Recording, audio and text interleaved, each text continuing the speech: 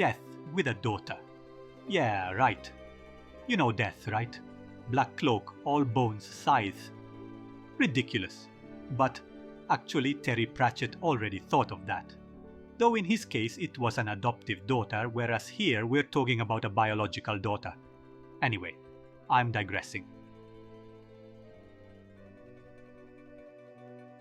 Prim takes its name from the protagonist of the game, the daughter of Thanatos, the Greek personification of death, and a mortal woman.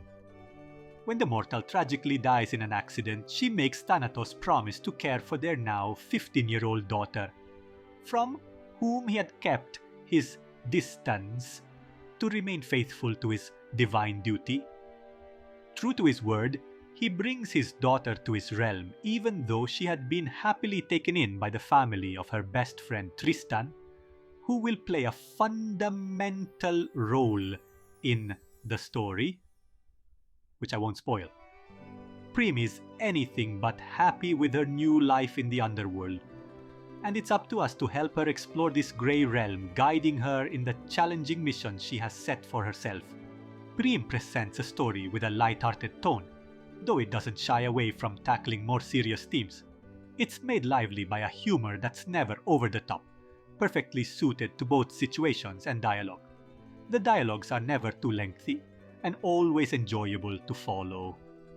The characters themselves, though relatively few in number, are well developed and enrich the game world with their unique stories.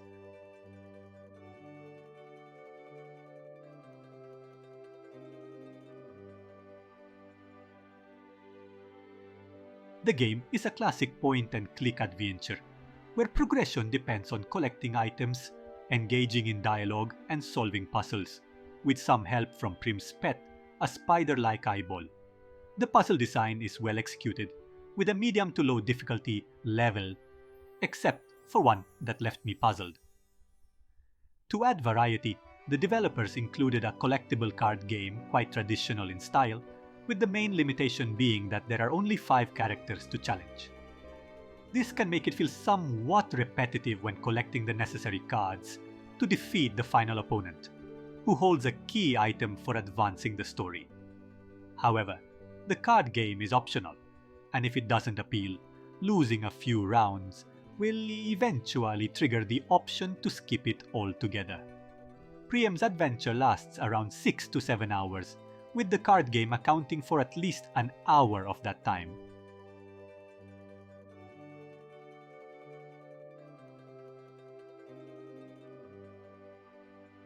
The game's graphics are defined by the complete absence of color. Everything in the realm of death is in black and white. The characters are very well drawn, each with their own charisma and a distinct personality, as are the environments. However, be warned that, in certain cases, the lack of color can make smaller items harder to spot. Fortunately, there's a handy option to highlight all interactive objects in the environment, making exploration smoother.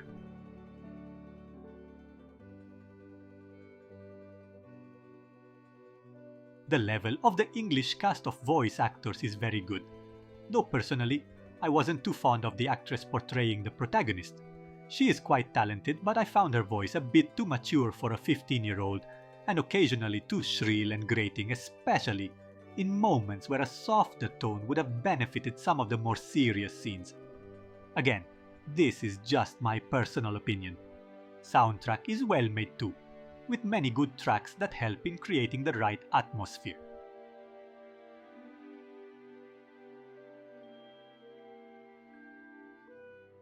Prim is a delightful adventure, satisfying both the eyes with its charming black and white graphics and the mind with an almost flawless puzzle design that's accessible to everyone.